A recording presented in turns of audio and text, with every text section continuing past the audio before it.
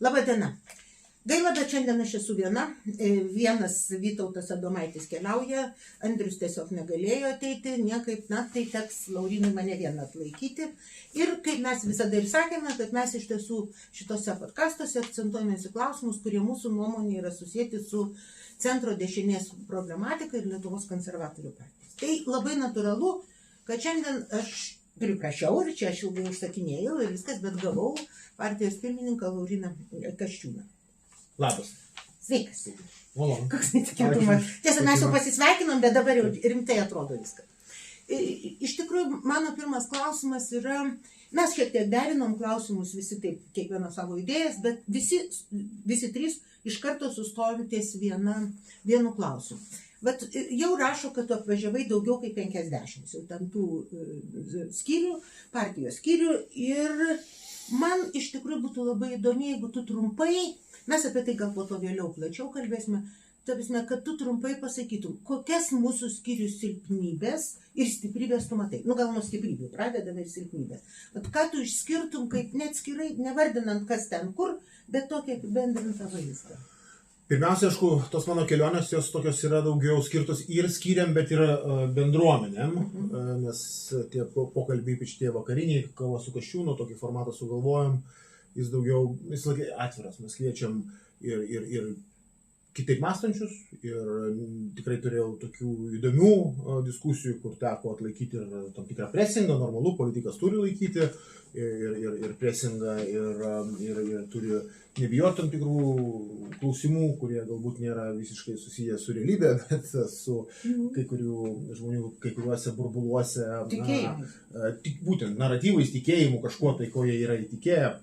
Tikrai galiu daug įdomybių papasakoti, kaip teko tokiose situacijose elgtis, bet jeigu kalbant apie mūsų politinę bendruomenę, mūsų Tėvynės sąjungą, Lietuvos krikščionis demokratus, tai be jokios abejonės reikia labai aiškiai pasakyti, kad vienose regionuose mūsų struktūra yra tikrai stipri ir labai pajėgi, kitose skyriuose, tarkime, turim ir kur mes susitikom, ar ne, Švenčionių skyrius, sakykime, ten mes Seimo rinkimuose turim 5 procentų palaikymą, savivaldos rinkimuose turim šiek tiek virš 2 procentų palaikymą, kur, dažnai tai bus skaičiuojant, kalkuliuojant iš centro, galvoja, kad galbūt, yra, kur nereiks skirti dėmesio. Ne? Aš manau, kad buvo tokia truputėlį logika mūsų užvaldžiusi anksčiau. Dabar aš manau, kad reikia vadovautis principu, kad negali būti užmirštų skyrių. Ir visi, kurie yra regionuose, kurie neša mūsų vėliavą, jie turi žinot, kad Vilnius centras partijos irgi dės kiek įmanoma dėmesio ir resursų į jų veiklos plėtrą. Tai čia labai tas yra svarbu. Tikrai, Švenčioniuose turėjau tokią unikalią patirtį, kai prie parduotuvės rinkom parašus dėl mūsų Vytauto Didžiojo gynybinės linijos koncepcijos. Tai yra ir priemonė pabendrauti su žmonėm, tai daug tokių vietos intelektualų atėjo, sakė, Kasčiūnai, ką tu čia veiki, sako. Aš stoviu per lietų susliukę ir bendrauju su žmonėm. To reikia. Kadangi mes galbūt šiek tiek buvom užsidarę tose stiklinėse Vilniaus bokštuose ir akivaizdu, kad iš jų reikia išvažiuoti, pajausti visos Lietuvos alsavimą ir suprasti, kaip žmonės mąsto. Dėl kokių tai priežasčių įvykę, tai yra fundamentalūs dalykai. Įsisenėja ir kai kurie, ir dabar galbūt yra kuriami, nes turim fenomeną socialinių tinklų ir tos vadinamus socialinius burbulus, bet kuriuo atveju tas tiesioginis bendravimas yra be galo svarbus. Kur mūsų stiprybė, tai aišku, mūsų stiprybė yra jau taip kalbėti apie struktūrą, tai aišku, Vilnius, Kaunas, yra kiti skyriai tradiciniai. Kalbant apie silpnybės, aš manau, bet kurios politinės jėgos, kuri yra Lietuvoje veikia, vienas, turbūt kalbant apie regioninę politiką, kad mes, matyt, neturim kai kurių atsakymų į kai kurios klausimus. Kitaip tariant, kaip, pavyzdžiui, vaikui gimusiam kur nors nutolusiam nuo Vilniaus krašte, užtikrinti bent jau tolygias, daugiau mažiau galimybės ten gyvenant, eiti į mokslus, ir kur savo ateitį, sakykime, gimtajam krašte. Ir gal ir nėra to atsakymo, bet čia, matyt, einant į savivaldą mums reikės tą atsakymą rasti. Ar mes turim kažką regionam pasiūlyti, ar ne. Ir čia, manau, viena turbūt iš tokių fundamentalesnių problemų. Visos politinės bendruomenės, turime ne tik mūsų partijos, bet viso politinio landšafto. Tik tai mes esam tie, kurie nesimėtom populistiniais dalykais. Kitaip tariant, mes negalim, sakykime, taip paskelbti kokios nors utopijos ir pasakyti, kad mes būtent taip ir padarysim, bet pristeigsim mokyklų dabar visur, ar ne, atgaivinsim mokyklas, kas yra visiškai nelogiška ir būtų neišmintinga siūlyti. Gal yra politinių jėgų, kurios eis su tokiais šūkiais, mes turim realybėj žvelgiant į akis, siūlyti receptus, kuriuos galim padaryti, ar ne, kuriuos galime gyventi. Tai sakyčiau, aišku, visi skyriai su savo specifika, vienur yra aktyvesni, kitur mažiau aktyvus, bet bendrai turbūt kalbant, mums reikia ieškoti atsakymų į labai tokius, sakyčiau, sudėtingus klausimus. Regione atskirtis vienas iš jų. Jeigu Lietuvoje būtų politekonomija, kuri yra paskelbta Lietuvoje už mokslo ribų, tai atsakymų jūs turėtume gana nemažai. Bet mes tiesiog neturime tokių tyrimų. Tai yra kita tema. Bet kitas mano klausimas yra, tarsi ir pirmojo tęsinys savotiškas. Paprastai politologai Tėvynės sąjungą apibūdina kaip 3 flangų tokį darinį, kur yra konservatoriai, liberalusis tas flangas, tautininkų flangas ir vadinamasis krikščionių demokratų. Pastarasis man truputį juokingas tuo, kad žiauriai nemėgsta Kristaus. Aš jau 2 metus seku įrašus lyderių tos ir niekur neradau Kristaus. Jie visada Senuoju testamentu vadovaujasi, tai gal ten judėjai kažkaip juos prižiūri. Aš ironizuoju, bet iš tiesų šaunu taip atrodo. Bet klausimas rimtas, klausimas atsiribojant nuo tos komiškos detalės yra toks. Kaip tu manai, kas šiuo momentu tos 3 flangus sieja, be tos istorinės tradicijos ir pavadinimo? Tai yra, kur jie visi sukimba? Manau, kad pirmiausia, aišku, valstybės nepriklausomybė. Ir jos bet čia istorinis naratyvas. Kiekvienoje epochoje tie iššūkiai, jie modifikuojasi, gauna naujus veidus ir naujus, sakykime, grėsmės tam tikrus algoritmus, todėl tu turi nuolat prisitaikyti ir pasiūlytai valstybės gynybai tam tikrą receptą. Tai čia, jeigu vienu metu buvo energetinės nepriklausomybės klausimas, susitvarkėm čia, ar ne, dabar grįžtam vėl prie to realpolitik ir geopolitinių iššūkių tradicinių, tada atsiranda informacinės grėsmės su bandymu palaužti valią visuomenės, ginti savo šalį, ar ne, frakcionalizuoti, polarizuoti mūsų visuomenę. Tai man atrodo, šitoj vietoj mes, būdami tų skirtingų 3, vadinkim, taip flangų, taip aš sąlygiškai sakyčiau, politikai bendruomenės, randam bendrą kalbą. Manau, kad randam bendrą kalbą šitoj vietoj. Bet aš sutinku, kad reikia šio to daugiau. Matyt, dabar vienas iš tokių irgi iššūkių mūsų valstybei, kaip tokiai, tokiu labiau galbūt ilgalaikiu, bus imigracijos politikos klausimas. Ir čia mes, man atrodo, jeigu anksčiau irgi turėjom galbūt skirtingus požiūrius, dabar, man atrodo, reikia labai aiškiai pasakyti, kad demografinių problemų sprendimas pasitelkiant imigraciją tai nėra geriausias būdas ir tai labai gali mūsų visuomenę dar labiau polarizuoti ir sukurti tokią, kad mes turėtume nesaugią valstybę su visom išplaukiančiom kitom rizikom, kultūriniam, socialiniam ir visom kitom. Kai mes matom, kai atvyksta bendruomenės iš trečiųjų šalių, kurios nesiintegruoja, neperėma tradicijų vietinių, atmeta mūsų gyvenimo būdą ir panašiai. Tai man atrodo, čia jau tos skirtis tarp mūsų irgi jau yra beveik minimalios arba jų galbūt net ir jau nebėra. Ta prasme, kažkiek buvo, tiesą sakant, buvo. Pradžioje mes ne visi matėme imigraciją kaip iššūkį, bet dabar, man atrodo, jau visi kartu suprantam, kad tai vienas iš klausimų, kuris tikrai verčia mus ieškoti sprendinių, kaip toliau valstybei turėti kontroliuojamą migracijos procesą, išmintingą migracijos politiką, kas yra labai sudėtinga. Kitas dalykas, kas mus vienyje, tai toks, sakyčiau, inovatyvus požiūris į ekonomiką. Ta prasme, mes turim būti ta politinė jėga, kuri turi užduoti klausimą, kaip mūsų darbo rinka atrodys, nežinau, po 20-30 metų.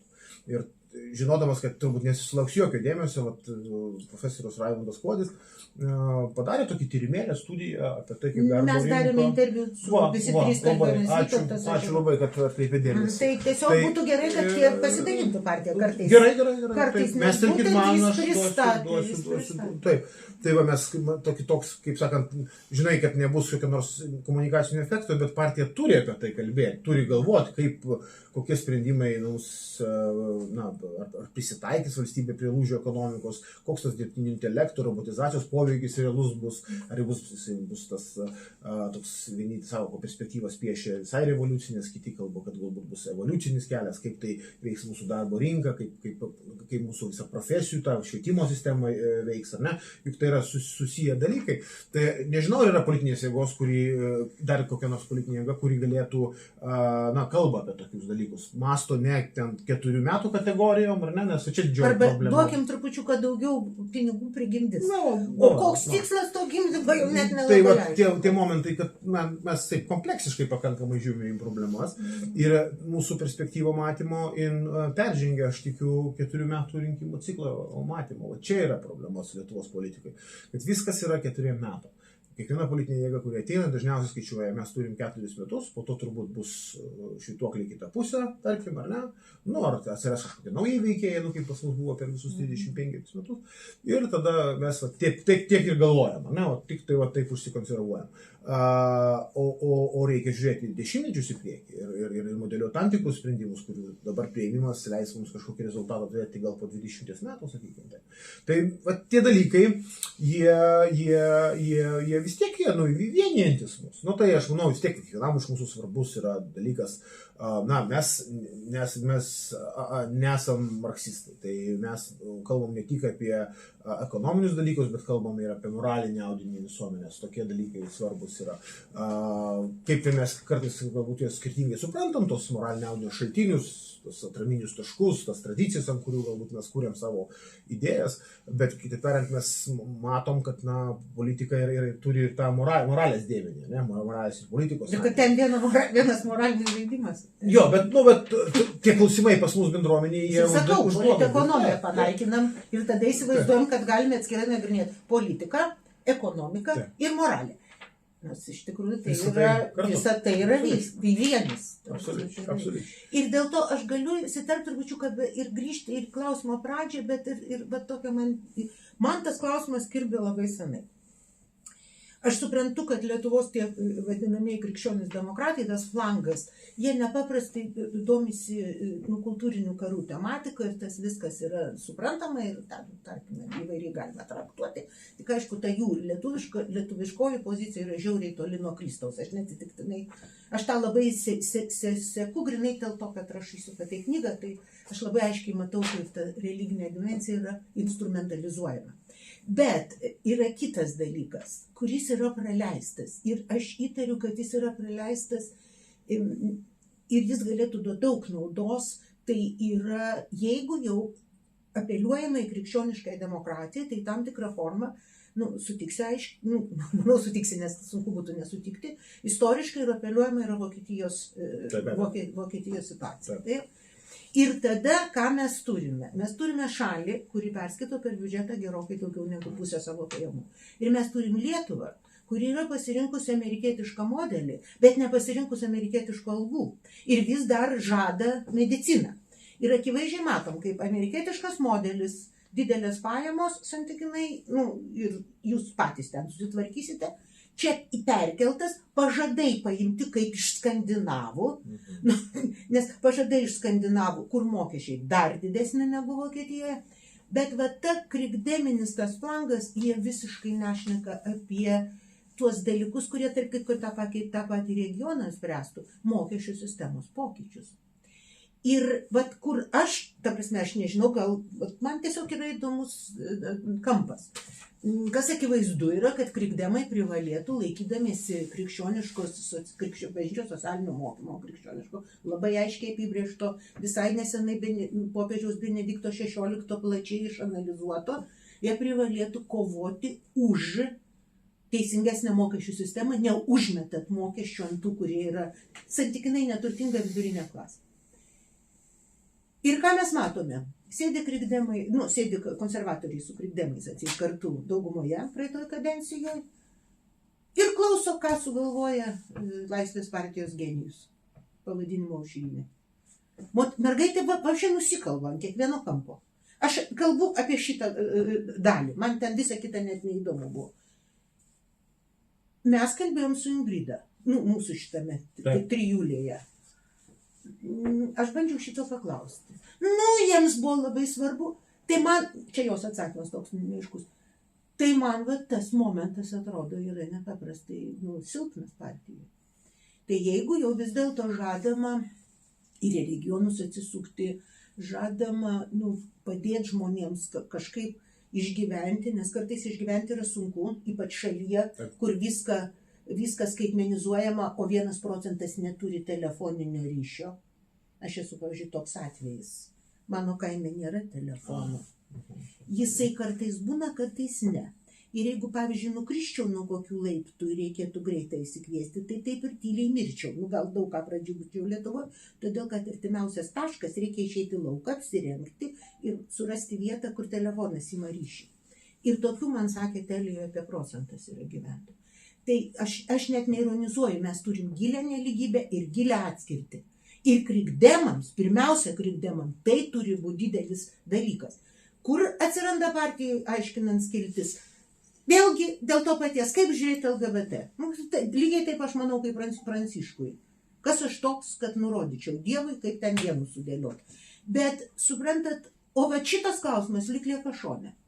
Ar čia yra jau visas bendras partijos klausimas, nes jis turėtų kažkaip, jis turėtų ieškoti kažkokio sprendimo, balansuoti gal kai kur. Aš čia, man atrodo, jūs palėtėt labai gilią problemą. Aišku, aš pabandysiu dabar truputėlį kaip tas atrodo iš jūsų pusės? Tai faktas, galbūt prieš 10 metų mes tikrai bandėm konceptualizuoti socialios rinkos ekonomikos, tą vokiško modelio adaptaciją Lietuvos atveju, be jokios abejonės keliant labai panašius klausimus dėl perskirstimo lygio ir dėl to, kad reikia ieškoti ir tam tikrų mokestinių sprendimų. Bet faktas, turėkim galvoje, kad kai tu esi tokioj skėtiniai organizacijoje, ta krikdemiška linija, kuriai šiaip ir Ingrida pakankamai artima buvo visada. Buvo, bet kažkaip paskiau pasuko, nežinau. Tai dėl to, kad yra politinė konjunktūra ir čia yra niuansas susijęs su, kad tu turi koalicijos partnerius, su kurie turi savo kažkokį tai interesą, ar ne? Mūsų politinė jėgo irgi, mes turim skirtingą matymą ekonominius klausimus. Pas mus yra tikinčių tuo, kad dabar šie rinkimai Seimo bus verslo revoliucijos rinkimai. Žinot, aš irgi skeptiškai žiūriu tokias prognozes, bet pas mus yra grupė žmonių ir Seime, ir verslininkų partijų, kuri mano, kad kaip tik daugiau daro laisvės, žodžiu, kad kaip tik verslas dabar turės atnešti daug idėjų ir taip toliau. Jie Varafakį turbūt gerai skirti. O tą balansą rasti jis yra labai sudėtingas. Tai be jokios abejonės šitoj vietoj aš sutinku, kad ta krikdemiška, vokiška politekonomijos mintis, jinai vis tik tai neranda tokio, sakykime, dominavimo krypties galimybės partijos visoje politikai. Faktas. Bet dėl to, kad jinai yra kažkuria prasme skėtinė organizacija, reikia kartais susibendravardiklinti ir turint omeny visą politinį landšaftą.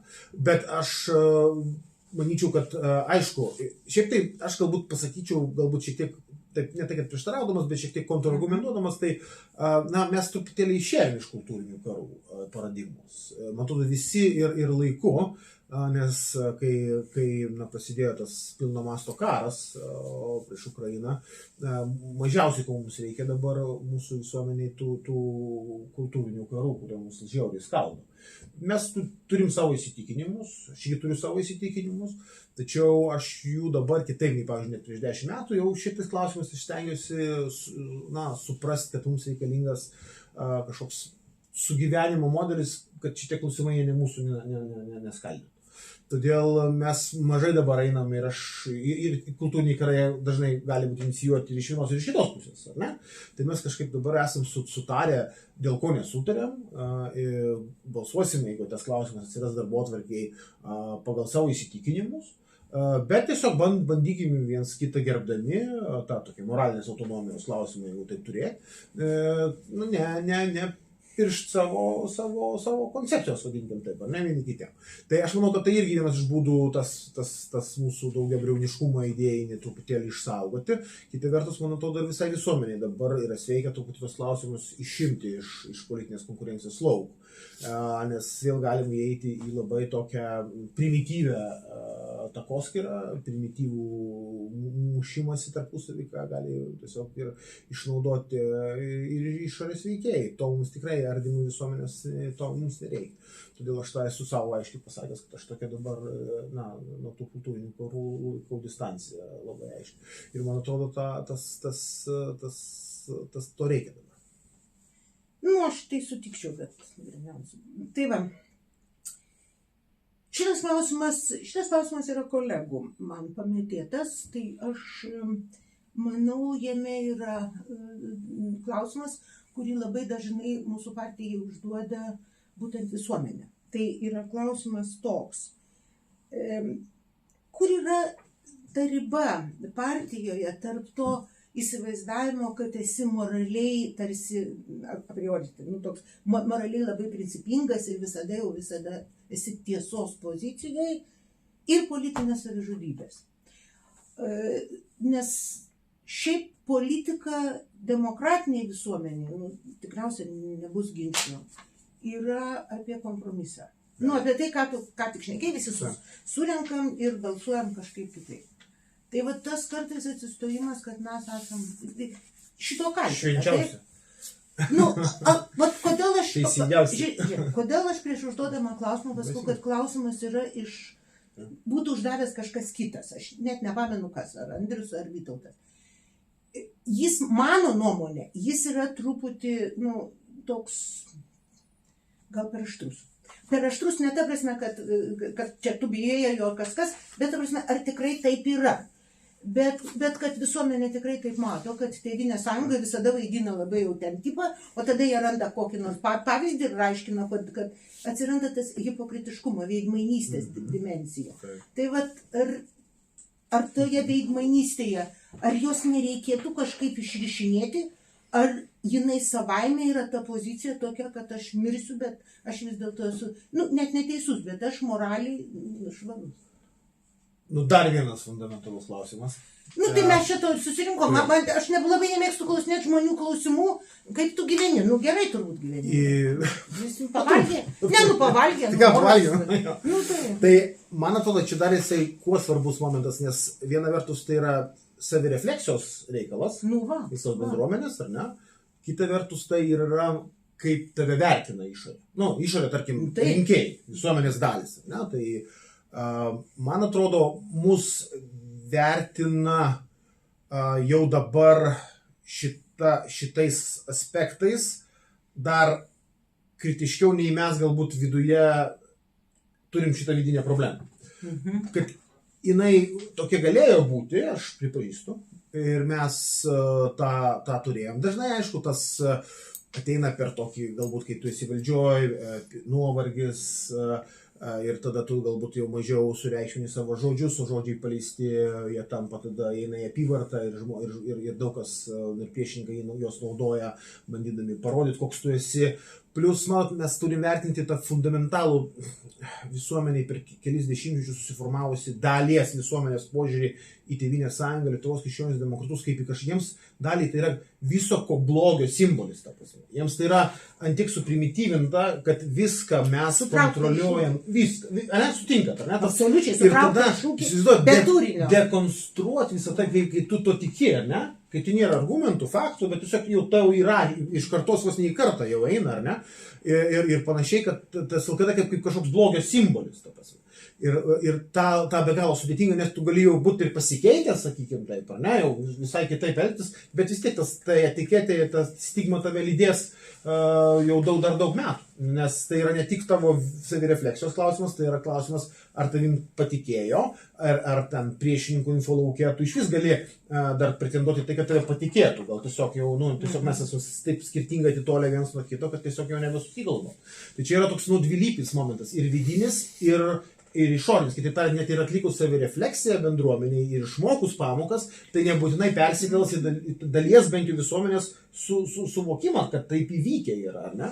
Tai, o šiaip be abejo, aš manau, kad mes tikrai kartais buvom galbūt taip prisėmė tokio neklystamumo, tą tokią aureolę, neklystančių, tokios geriausiai žinančių, kurie turi kažkokį tai tokį monopolį, ar ne, kartais. To buvo šiek tiek, iš tikrųjų, to prasme. Bet tai istoriškai truputėlį taip formavosi, ar ne, bet dabar, matyt, reikia pabandyti truputėlį iš to išeiti, ne, ir žmonėms labai patinka, kai tu jau atvažiuoji pas juos ne tik, pavyzdžiui, papasakot jiems, kaip atrodo, kaip čia viskas bus, bet ir paklausyti, ką ne taip padarei, kur klaidos, ar ne, kodėl net važiuoji, kai buvai valdžioje, ar ne, kodėl čia tas ir tas.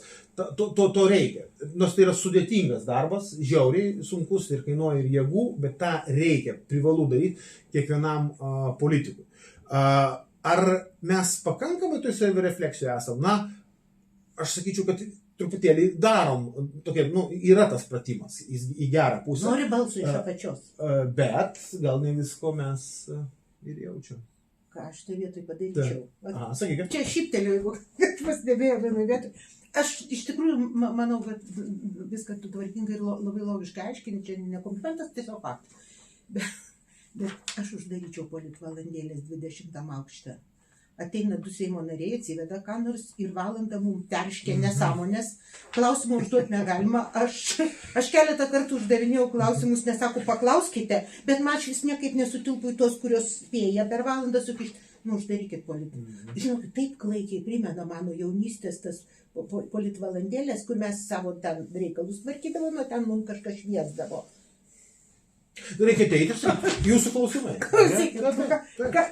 Ta prasme, Seimo nariai neturėtų atėję paskaityti paskaitos, ką jie veikia, nes aš manau, kad Seimo nariai turėtų paklausti tų susirinkusių, partijos nariai susirinka, o kas iš tikrųjų jos launa.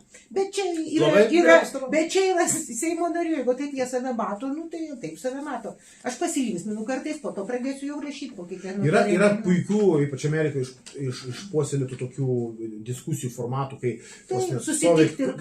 stovi mikrofonas vidury, eina ir klausia, ir tu debatuoji su to žmogumu. Taip. O čia geriausiai, be jokių įžangų, monologų. Ne 2 Seimo nariai ir kažkoks dar pagalbininkas, o vienas, ir tu jam gauni 2 valandas ir kiekvienas gauna teisę. Tas tegul nusavome ten. Galime šūkį įtikinti.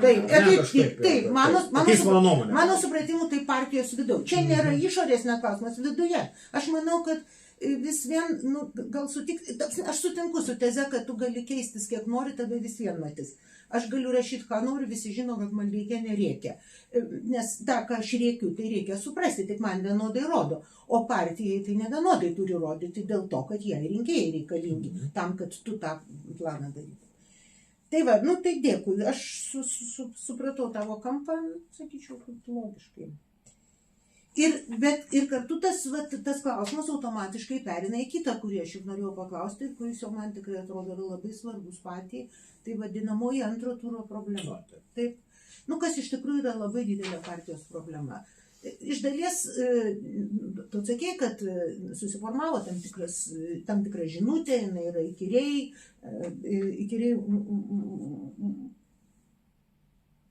eskaluojama, tarkim, paimsim tokį žodį. Bet vis dėlto tai kas yra, ar tikslas vis dėlto. Ir čia atsiranda politinio kompromiso klausimas, o politikoje jis yra labai svarbus. Ir vis dėlto yra tos aiškiau, man kaip partijos nariai, aš partijoje dabar jau praeit 3 metai, taip?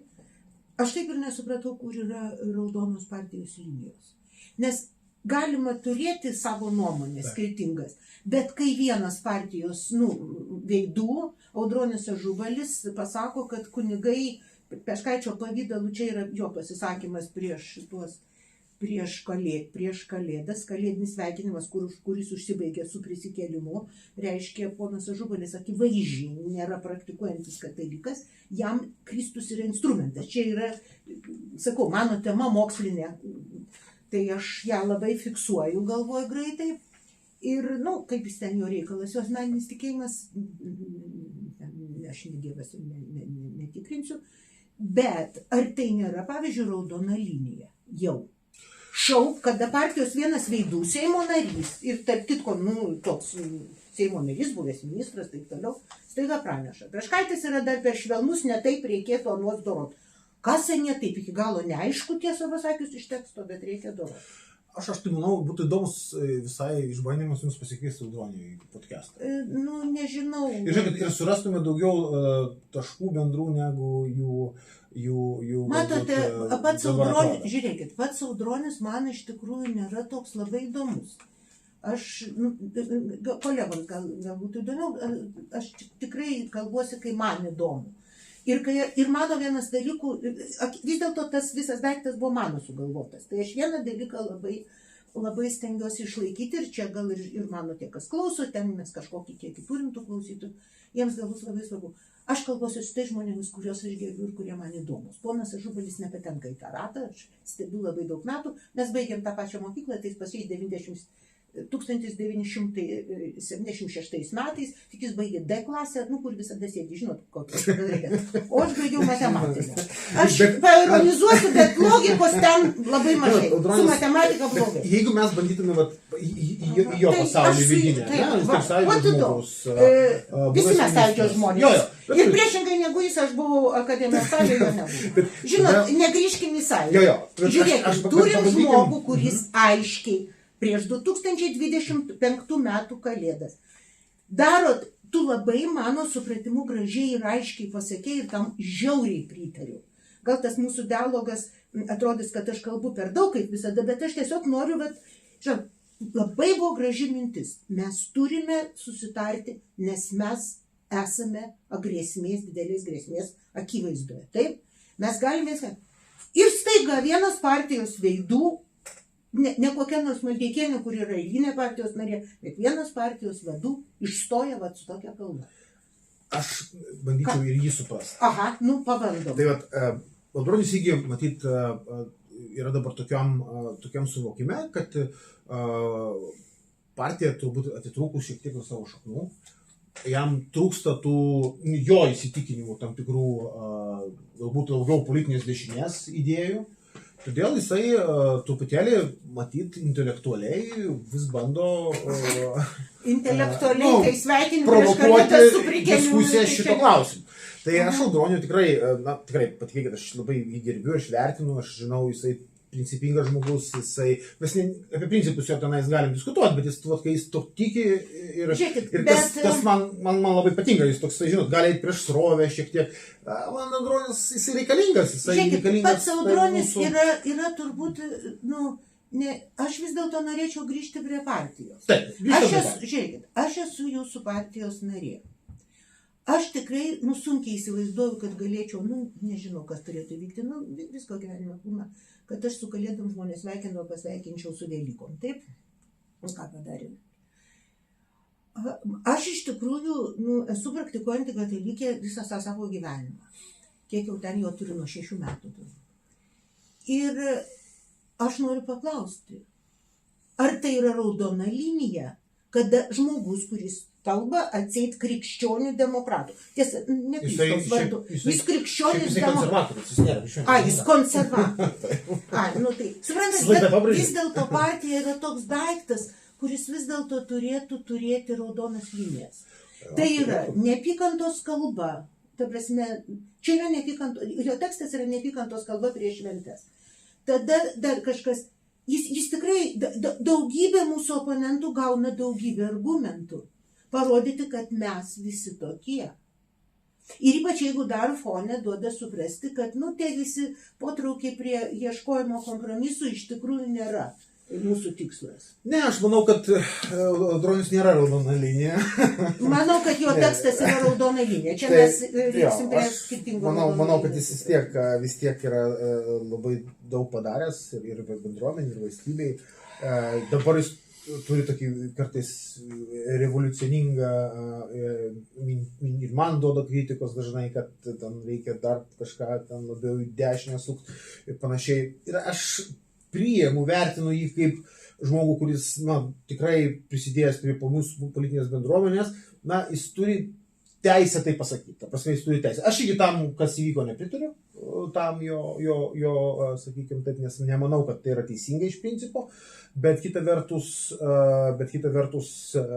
Audronius yra tas žmogus, kuris vis to tiki ir aš bandau ir suprantu jį, kodėl jis tai daro. Aš bandau suprasti ir jo tokią savijautą, kaip jis dabar save reflektuoja dabartinėje aplinkoje. Bet šitoje vietoje, manau, dialogas yra tas būdas, kurį mes galim įjungti. Nes reikia pabandyti suprasti, kodėl jis tai galvoja. Tai, ir kodėl? Tai norėčiau paimti į kažkur pakvieskit ir pasikalbėkit. Tai gerai, ne apie į podcastą, prie arbatos ir pasikalbėkit. Jeigu jis yra konservatorius, aš nežinau, konservatoriai gerbė religiją. Suprantat, yra vienas niuansas, kurį, man atrodo, partija praleidžia, būtent supainiodama politinį mąstymą, kuris visada yra atsargiai religinis, bet taip elegantiškai. Ir kad dabar mes pereiname į kitą etapą, ir čia ne Lietuvos jau problema, čia pasaulio problema, kada politinis veikimas, kada politika grįžo į lauką. Po 2008 metų krizės palaipsniui grįžo, apie 15 metus. Mes tiesiog turime, politika sugrįžo. Taip, su ta tokia, ta biurokratinis toks, mes čia viską padarysim, padalinsim, jis nueina. Dėl to man juokinga įsivaizduoti, kaip verslas įsivaizduoja, kaip čia jis viską perims. Man atrodo, jo laukia daug netikėtumų. Bet dabar vyksta daug sudėtingesnis procesas. Ir tą politinį lauką užvaldo religinis mąstymas, kuris yra mano mokslinio darbo tema ir mano studijų tema. Ir aš niekada nesakiau, kad politekonomija, man religinis mąstymas yra tai, kas sukūrė pasaulį. Bet jis yra labai pavojingas. Religiniai karai yra patys baisiausi karai. Jeigu mes klausome Putino, taip, jis iš tiesų, dabar lik mažiau, aš tiesa stengiuosi save saugot visiems. Taip, jis bandė paimti. Nori pagyventi, jis nebandė paimti, jis yra pajungęs. Jis, ta prasme, jis ir atėjo. Karas netgi prasidėjo nuo tų žodžių, kurie yra, mes ateinam gelbėti. Ir tada... Mesianizmas. Žiūrėkit, taip, ir tada man bandoma aiškinti dabar. Aš manau, mūsų pašnekėtis tampa labai prasmingas. Taip? Jis nutolo nuo to, ką aš čia tiksliai susirašiau, bet jis grįžta prie ištakų, politikos ir logikos. Ir man bandoma dabar aiškinti, kad gal ir blogai, kad kviečia ten sudoroti kitatikį žmogus, kuris nelabai skiria Velykų ir Kalėdų. Bet jis aiškiai naudoja tą religinį diskursą, savo dešinumą įrodyti. Bet dešinumas ne tame. Dešinumas turbūt mąstyme ir savirefleksijoje, kad čia, sakysim, labai gražiai prieš tai padarėjai, man labai patiko. Tai aš manau, kad tos raudonos linijos vis dėlto turėtų būti religijos įtraukimas į politinį diskursą. Ir religinės neapykantos. Nes, kaip ateina Kristus? Kristus ateina pasakyti, kad fariziejus reikia išvaryti. Atsisukime kiekvienas į save ir matykime savo nuodėmes. Ir aš, tą temą daug ir pastarosiomis dienomis daug šnekėjau su vienuoliais, ta prasme. Ir, grėsminga situacija. Tai aš siūlau Šiaip tai labai rimta tema, kurią reikėtų galbūt, tai savirefleksijai. Tai jį labai svarbi dėl vienos, aš neatsitiktinai visą laiką pabrėžiu, kad Lietuvos tragedija yra politekonomijos nebuvimas ir atmetimas, todėl kad kažkada Vytautas Landsbergis sugalvojo, čia tiesiog irgi jo citata, kad politekonomija jais marksizmų nesidomi. Marksas vienas iš 3 politekonomijos genijų, bet vienas iš 3, o reikalas prasideda nuo Aristotelio ir visą laiką vyksta. Arba kai Nausėda pasako, kad tokio mokslo nėra, nežinau apie ką parašo, panašiai apie 200 000 knygų mokslinių veikalų, kurių pavadinimai tiesiog yra politekonomija. Tai, bet realiai mes tiesiog neturime ir mes dėl to prarandame. Bet manipuliuoti religiniu diskursu yra žiauriai pavojinga. Jeigu jau partija nenori sau leisti to momento padaryti konfliktą. Nes konfliktas čia bus. Ir svarbiausia, kad jis visada funkcionuoja ne ta prasme, kad mes čia dabar mušimės protestantai su katalikais. Mes netgi kai kurios katalikus paskelbėm ne katalikais. Savo partijos kolegas. Nes jie ne katalikai, nes jie nenori suspardyti savo artimo. Kažkaip neprisimenu, kur Kristus liepia man spardyti savo artimą. Tai, suprantat, čia yra partijų turėtų, čia mano nuomonė, ir jūs galite nepriimti, kas yra tikrai normalu, bet partija turėtų reflektuoti šitą momentą. Mums reikėtų mums trūksta tokių vidinių seminarų daugelių klausimų. Ir tas religinis diskursas čia, aišku, kad parinkti skirtingas pozicijas ir, pavyzdžiui, su malonumu galiu pasakyti, padaryti konferenciją galime, tai manau, kad ir visiems būtų gal paklausyti įdomu, surasti oponentų tam, kad taip, kad, ta prasme, yra tikrai galima rasti oponuojančių man ir dar tokių, kurie būtų, tarkime, per vidurį ir pasižiūrėti, nes tai yra vienos, mano supratimu, didelės tragedijos, kuri labai gražiai Trumpas apeliuoja į religinius diskursus. Ir dabar viena pagrindinių temų, kur aš ten mano skaitomose leidiniuose Atlantikė ir dabar ir paskutiniam numerį Foreign Affairs, būtent tas religinis diskursas, kaip jis manipuliuoja religiją, kaip jis iš savo ten evangelijų, kurį prisistatė kažkada paskiau, ne pats nebežino kuo. Taip, absoliučiai. Tai, suprantat, mes turim problemą. Tai, bet įžango klausimų jūs taip labai gražiai ir apie antratūro problemą ir dar apie tą tokį mūsų pačių, kai kalbėjome moralės dalykus, ar ne, labai svarbu, ko aš labai pritariu.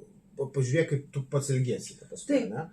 Tai čia yra momentas, kai viena vertus, kai labai daug apie moralę kalbi, tas žodis yra moralizuoji kartais, ar ne, reikia to tam tikros kartelės politikoj, bet tu neturi tapti tuo, kur tada tavo klaida kainuoja daug brangiau, nes tu prieš tai 5 kartus moki gyventi. Dėl to neverta užsiimti. To prasme, tada norba atsargiai užsiimti. Visada neverta. Nusaikiai bent jau, ar ne? Savęs šventuoju nepristatant, ar ne? Tai aš turbūt toks esu, aš stengiuosi nemoralizuoti tikrai kaip gyventi, nes visko ir mano gyvenime yra buvę. Tai čia toksai mano, jeigu mes tą perteiksim tokį paprastesnį savo matymą procesų, manau, kad tai yra tas kelias, kurio reikia. Tada atsiranda ryšys su žmogumu ir su jo problemom ir nėra taip, kad jisai klystantis, o tu neklystantis, o visi mes klystantis, tik paieškokim kažkokių geriausių sprendimų ir negyvenkim klaidoje, pavyzdžiui. Ne? Tai to yra. Jeigu mes tą viduje suprasim ir sugebėsim perteikti didesnei daliai visuomenės, bent jau didesnei daliai visuomenės, tai aš manau, kad čia yra geras žingsnis ir išsprendant ir antro turo pasirinkimo problemą. Jeigu taip eiti tos techninius dalykus, tai mes darome tas kas pusmetį, tai šiek tiek gerėja dabar antras pasirinkimas, gerėja situacija. Aišku, reikia dar truputėlį laiko, pažiūrėsim, gal po metų dar galbūt jau truputėlį bus geresnis vertinimas. O problema buvo tai, kad regionuose jau mes tą antrą pasirinkimo problemą turėjom jau senai. Bet dabar šis rinkimas atėjo iki Vilniaus netgi, aš nekalbu apie Kauną, kur turim vieną apygardą iš 8. O Vilniuje 6 iš 13, nors jis buvo 12 iš 13, ar ne? Tai čia irgi susijęs su kažkokiais procesais, kurie yra jau tokie, pažengę buvo ne į tą pusę, kurie turėtų būti. Ir aišku, be nepakeitus Vilniaus ir Kauno antro pasirinkimo, šitoje vietoje mes tikrai neturim jokių didelių ambicijų, negalim turėti. O dabar manau, kad situacija keičiasi gerą. Daug dėlė. Aš norėčiau, tikrai nuoširdžiai norėčiau. O vis dėlto, o jeigu taip labai trumpai, taip staigiai, spontaniškai trupučiuką, tai kokius didžiausius pavojus matote partijai per artimiausius ateitį? Net ne rinkimus, o ateičiai. Partijai, bendruomenė? Taip, mūsų partinė bendruomenė. Ne Lietuvą mums. Bet jeigu leisit, aš vis tiek turiu tą per Lietuvos iššūkius, nes bendruomenės mūsų tikslas vis tiek Lietuva. Taip, partija yra apie valstybę. Tai aš manau, kad pirma, tas toksai čia ir dabar egzistencinė problema, kur, aišku, galbūt su laiku ir nebūtinai keisis, tai, aišku, rytų grėsmės. Tai čia be jokios abejonės tie metai, kiek čia rusam reikės atsigauti, kad jie galėtų vėl mesti iššūkį NATO, ką mes turim padaryti, kokius namų darbus, kad juos atgrasinti ir apsiginti, tiek nacionaliniu mastu, tiek regioniniu, tiek tarptautiniu. Tada tokia latentinė problema tai demografija, su imigracija, su kitais dalykais, kaip mes apsisprendžiam, kokią mes kūrėm valstybę ateityje ir kaip atrodysim po 10, 20, 30 metų.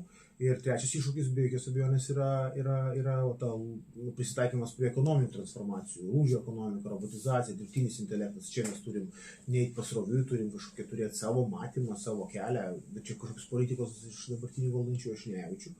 Ir tai natūraliai keliasi ir į partinį gyvenimą. Tai jeigu kalbant apie pirmą iššūkį didįjį, tai čia turim išsaugoti bendrumą, vienybę, jeigu esame ir ideologiškai, vertybiškai daugiabriauniai, bet egzistencinės grėsmės turi mūsų vienyti, tai vienybės klausimas yra turbūt pats pagrindinis iššūkis, kuris bus nuolat turbūt tas, kuris nuolat turės būti, išsaugoti vienybę, nepaisant to, kad esant kažkur tai skirtybėse.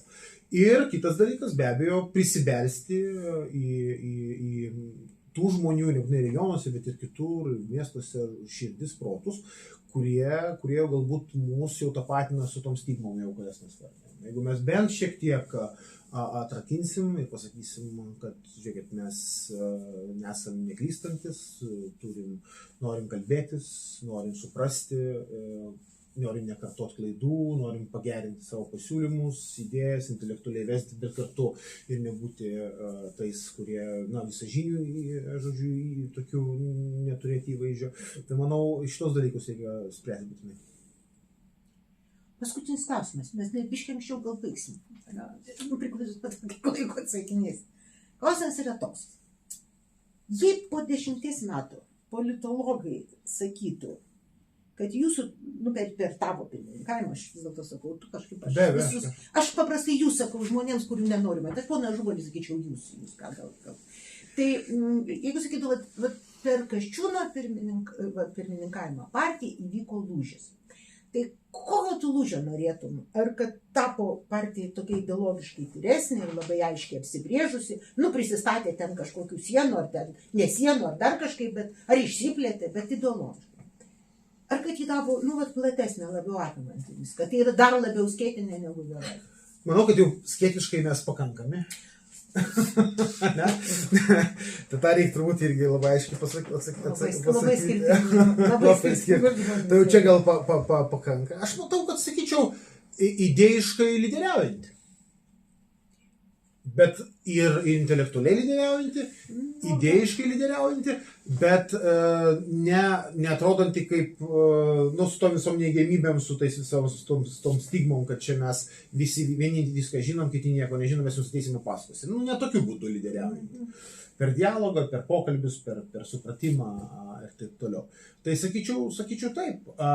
Ir aišku, per tos 3 mano iššūkius įvardintus, ten siūlantys sprendimus.